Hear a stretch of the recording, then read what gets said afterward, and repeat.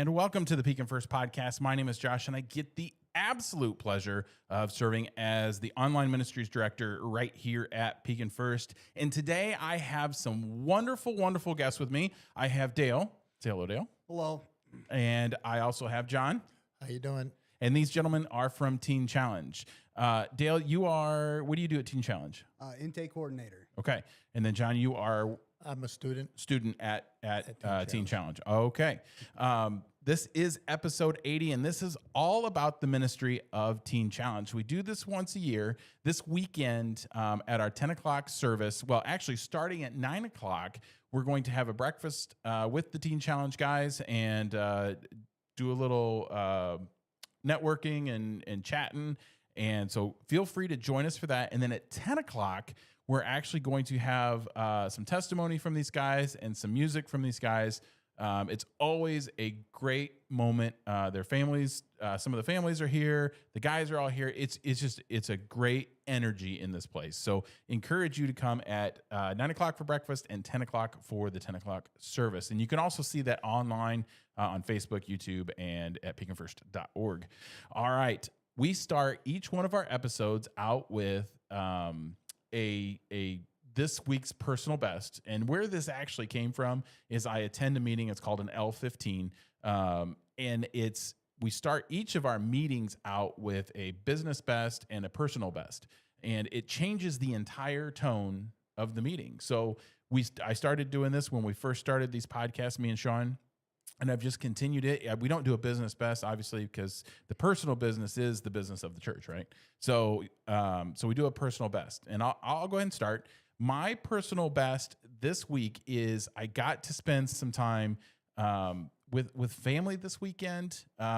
Some great time with my daughter and my wife. So and my wife got to play in the garden. My wife's happy place is in our garden out back. And the first year we had it. Just to give you guys kind of a background. First year we had it, I fought it tooth and nail. I'm like, I don't want this thing. It's nothing but weeds. I don't want this thing. And then I walked out back one morning, and that's the first thing she did. Like, she bypassed the coffee, she bypassed me, and went straight out to the garden. And it's her happy place. So ever since then, we just grow and grow and grow this thing. So we got to work in the garden this weekend and swim, and it was just a great time. So that is my positive moment of the week. Dale? My positive moment of the week is Teen Challenge helped move my family up from Indiana to Pekin. Oh.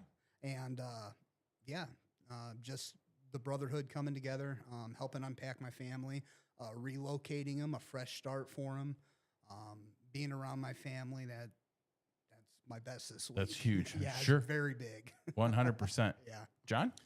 My personal best is we have a couple new guys that came into the program just yesterday, and they helped me reflect back to when I came in, the struggles and the pain and not wanting to be there. And, it's nice to be part of the solution instead of the problem, and explain to them just it's a process, like God work his magic, and stay still.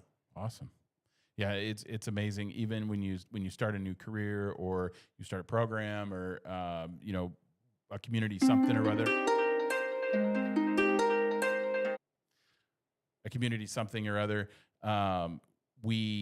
It's amazing to see when people come in, kind of how green you were when you came in, or like you said, the pain you go through, or just the learning process that you go through when people do that. So that's awesome. And then it gives you a chance for grace to flow right Absolutely. to that person. Yeah. Or those people. Okay.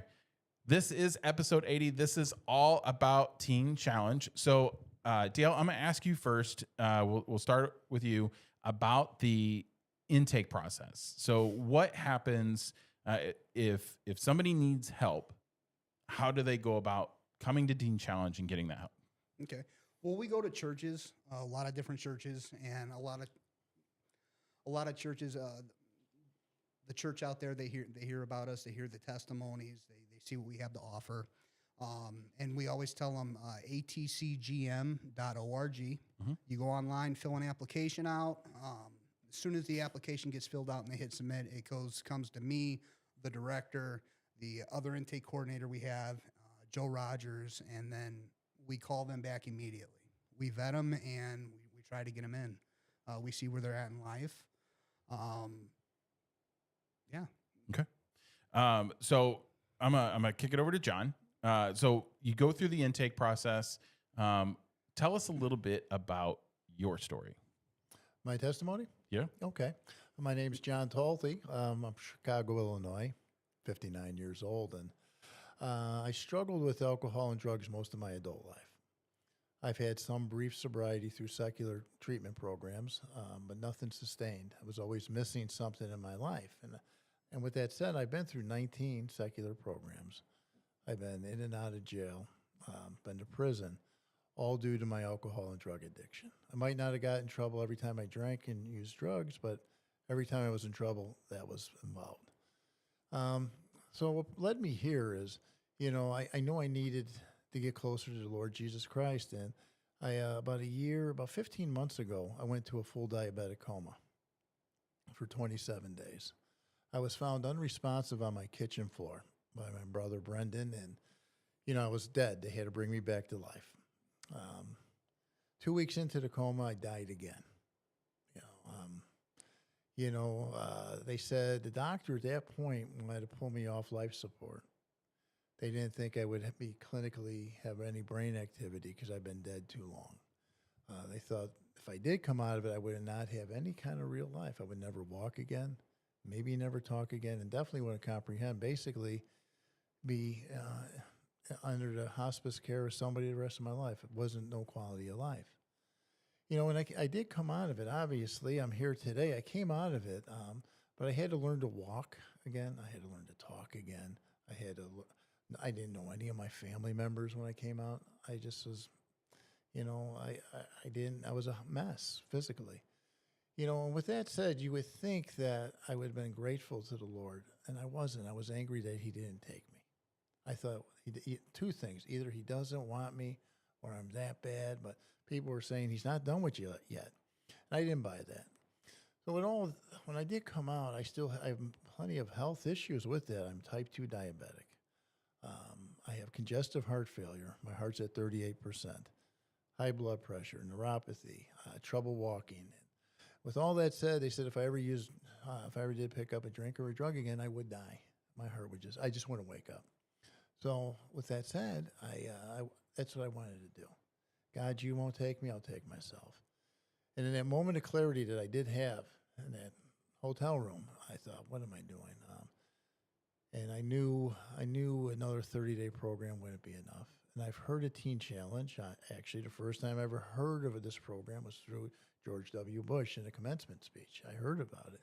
And I know people who went through the program. I know a gentleman who went through this program, is very successful in life, and he praises it. And I knew I needed God. I'm on the back nine of life, and I wanted to get well, and I wanted to meet my Maker healthy and knowing him, as my Lord and Savior. So with that, I came into Teen Challenge. I was blessed. I called the number that I found on Facebook, and thought I was calling Missouri, and then they said it was Pekin, Illinois, and I was like, well, Pekin, okay. So I got in fairly quick. 3 days after filling out my applications, I was blessed. I was truly blessed with that. With that said, the change in my life today, I'm still a work in progress. As we all are. My compulsion or obsession or whatever term you want to use to drink or drug has been lifted, but now it's an inside job. I need to work on myself. I need to work on being the man that I want to be and the man that, that more Christ-like, which I'll never achieve. I know Teen Challenge has afforded me to be there to work on things, to learn to love one another.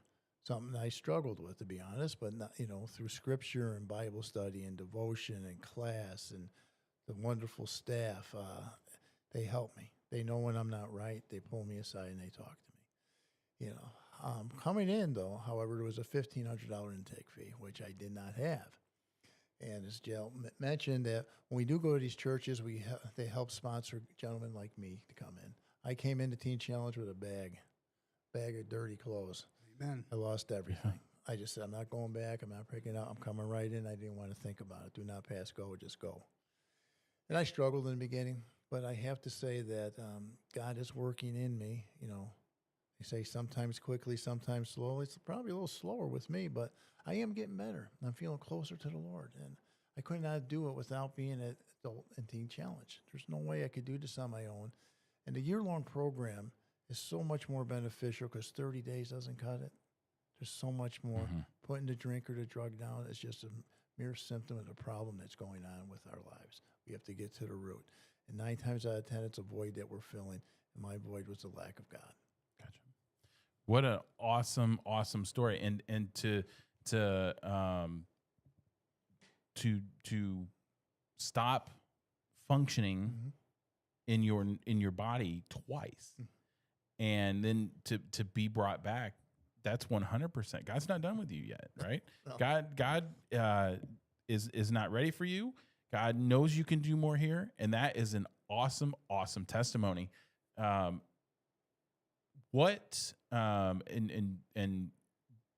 I guess don't get too graphic because this is a church podcast. What was the worst part after you're at Teen Challenge? What is the worst part of your body's reaction, or what mentally? Where does all that go? What's that toughest part? For me, it's just being vulnerable. I lost 50 pounds of muscle. I'm very vulnerable now. You know, and I know God put me in a timeout saying, you know, I thought I was indestructible, and I'm not. You know, he knows what I need, and I need to get close and work. I was always consumed about the outside appearance, but it's the inside that counts. And that's the toughest thing for me to do, is to ask for help and put my hand out. And today I have no problem asking for help. Right. And that's sometimes as guys, quite honestly, we're stubborn by nature, and to ask somebody for help that's a huge step, and to be vulnerable and to know that God's got it, and just to let God take control. Yep. False pride and ego, and I think God laughs at me when I make my own decisions. Oh, 100%. Yeah, all of us, for sure, for sure. So, Dale, we've heard John's testimony, awesome testimony. There are how many guys guys are in this program? And I know there's a women's program too, but in this particular program, how many guys are in the program today? And I know you're not going to have an exact number, but today, 28. 20. You do have an exact number. 28. 28. We hold about 38. That's with the interns that work there that want to pour back after graduating. Gotcha. And so some of the people that do graduate, some of the guys that do graduate, they stay and do an intern program. Yeah. Yes, sir. Okay. Yeah, they don't want to leave. Right.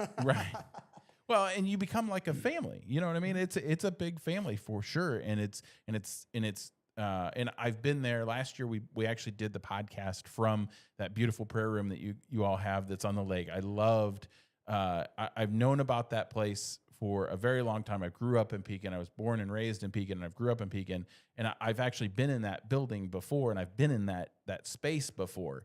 And I was so excited about seeing that space again. And what a peaceful space. So, you know, you got guys that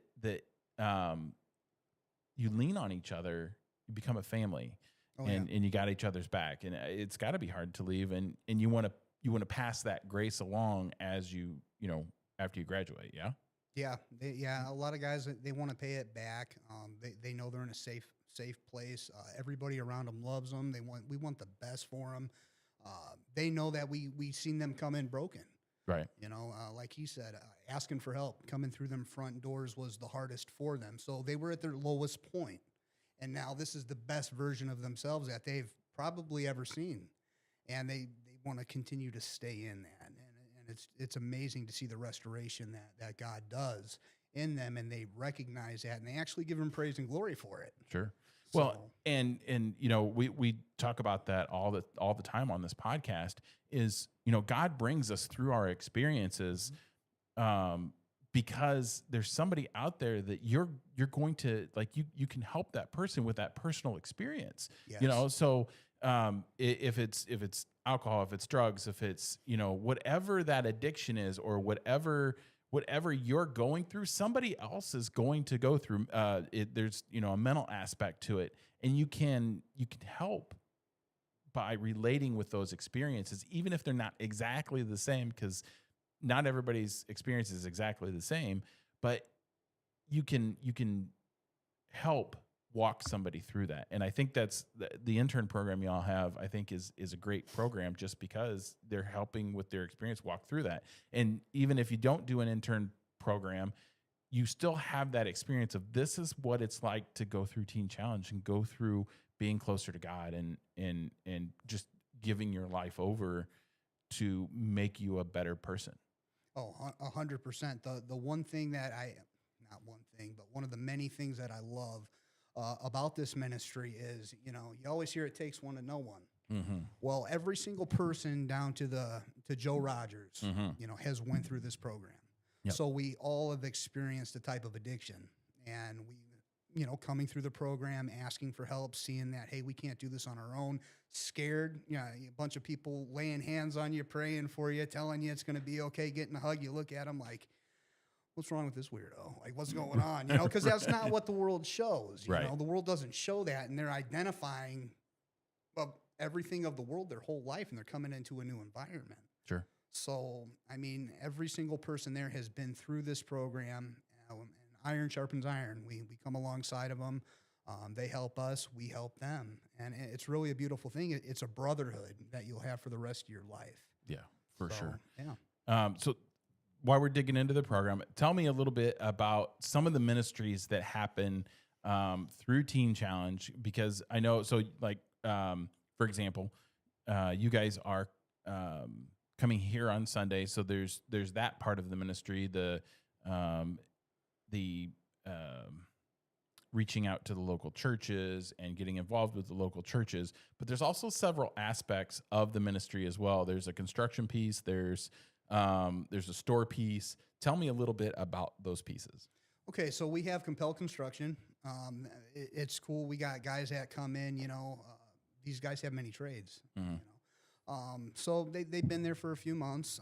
We'll send them out to Compel Construction. They'll work Compel Construction. We have 2 thrift stores. One is getting ready to open, I believe, this month in Morton. Okay. So, that's a big deal for That's the ministry. a big deal. Yeah. Big deal. So we send guys out to the Morton thrift store, East Peoria thrift store. We pick stuff up that's donated. We have a box truck that runs all the time. We also send guys out to PPS out in Peoria.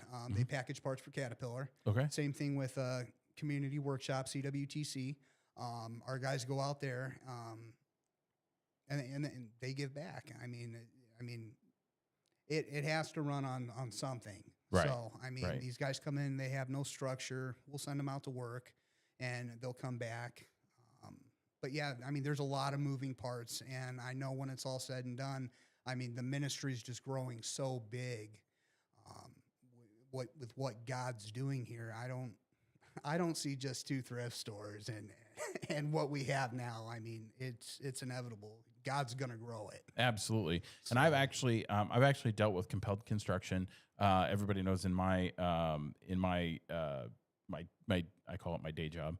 In my day job, I manage a lot of property, and I also invest in a lot of property. The timing didn't work out. I needed it quicker, and you guys are busy. Yeah. Compelled Construction is busy, and the timing didn't work out. But what great guys to meet, and I believe, if I'm not mistaken, and it's been like a year and a half ago. So, but one of the gentlemen is a graduate. The guy that came out and gave me a bid, I think he was a graduate of the program. Jim Whitaker? Yeah, that's it. Yep. Yes, he is. Yeah, he's a graduate of the program. So this is in his heart. This is in his blood. This is him giving back. And the guys that come in that have a trade, giving them the opportunity to get structure in their life. Contractors, because I deal with them on a daily basis. Man, that's a rough go at it sometimes, because there is a lot of drugs and alcohol floating around in that world. Yep. But to get structure under a program like this is huge. And giving everything you got to someplace that is safe, if you will. Yeah. it's got great values behind it. Let's go that route. It's got great values behind it, and it's it's faith based. So okay, so you guys are going to be here this Sunday. Tell me a little bit about the program and what's going to happen on Sunday. Okay. Well, I'll start off with the program. The program Monday through Friday, the guys wake up at 5:30. 6 o'clock is breakfast, and then about 6:30, 7 o'clock is loadout. The guys go out, Compel Construction, Thrift Store, PPS, CWTC. They go out, pack them a lunch. They take a lunch. They'll come back around 3:30, 4 o'clock. Dinner's at 5. And then after they take a dinner and they have shower, they take their shower. We have education. So we have a curriculum there, Teen Challenge, off biblical principle. So they got to do, I believe it's 16 books, in a 12-month period, and it's how you live your life biblically. It gets to the root issue. We have counselors there as well. They'll see the counselors during class time right there. One or two of them might get pulled from class, but we teach them to stand on the foundation, and that's Jesus Christ, biblical principle. They do the curriculum, and then after the curriculum, I call it school. School gets out for them about 8:30, and then about 9:15, it's bed prep. 9:30, they're in bed. They do that Monday through Friday. Saturday, we normally go to a church breakfast. Sunday, and then the rest of the day, Saturday's free day for them. They might have a chapel at night if somebody wants to come in and give the word. They do that a lot. Sunday, they wake up bright-eyed, bushy-tailed, throw their choir shirts on, make sure they're clean-shaved, and we go represent Jesus, different churches. We do 46 churches a year. Wow. Yeah, so every Sunday it's go, go, go. It might be Decatur, Joliet, Pekin, Peoria, pretty nice, van full of 15 guys. You got a couple vans rolling out, it's like, so the guys like the short trips. And then, we go to the church, we give our testimony. The director, Derek Dare, he'll get up there, or Joe, or the executive director, Pastor Randy. They'll get up there. They'll lead the choir. They'll go over pretty much what the ministry is about, what we do.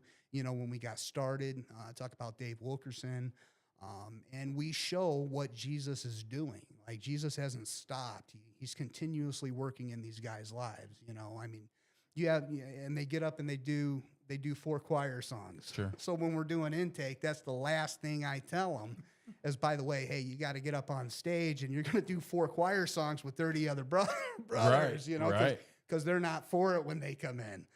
But they all do a pretty good job of it, and they're all thrilled to get up. And some of them are like shy to give their testimonies. Sure. And then after they've been there for a month or two, and they realize that, hey, my past doesn't define who I am, and the heart of Jesus is moving in them. Mm-hmm.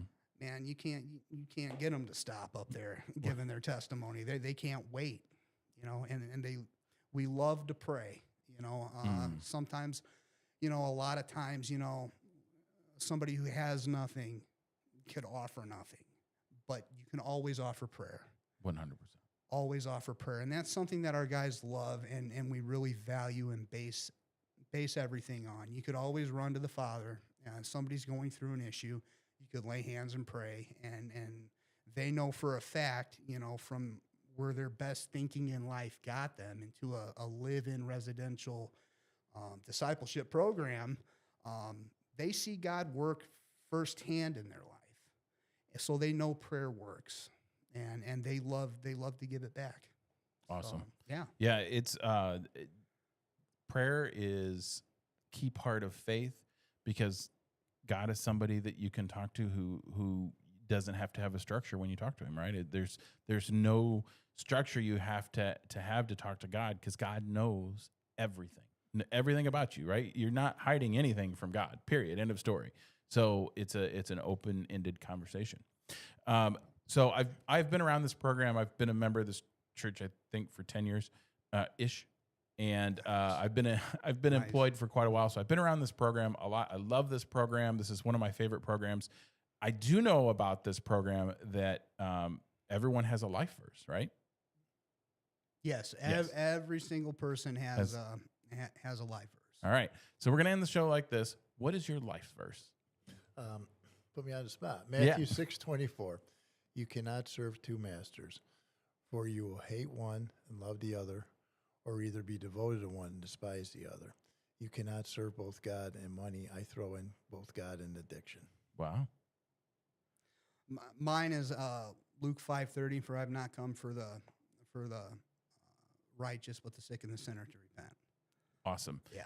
Great life verses. Great life verses. Sorry to put you on the spot there. We No, didn't you're prep for okay. that. So No, you're good. But I do know that's part of the program because and I don't why does everybody have a life verse?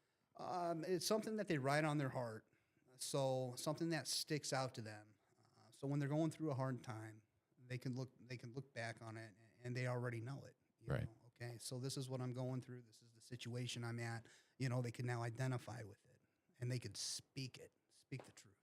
Awesome. So All right. So join us this Sunday. Again, we're going to have breakfast at 9 a.m. downstairs in Whitfield Hall in the cafeteria. We're going to have breakfast with these guys. It's a great time to just fellowship with these guys, get to know these guys, and you don't have to be a member to do this. Pekin First is you do not have to be a member to do anything here, except vote in the church conference, but that's fine. But you don't have to be a member here to eat here. So come join us, meet these guys. Maybe you have a family member that is struggling with addiction. Maybe you're struggling with addiction. Come meet these guys, know what this program is about, and then stay for worship at 10 a.m. and listen to these testimonies because these are powerful testimonies. If you are just you don't want to face it yet, you're not ready to meet these people in person, join us online. You can join us on Facebook, YouTube, and at pekinfirst.org. And I believe that's all the time we have for today. Thank you so much, Dale, for coming in. hey, thank you for having us here. We really appreciate this. And John, thank you for your testimony. Thank you. Very, very powerful testimony. Thank you. All right. And remember, God put us here to do great things. So let's go do great things.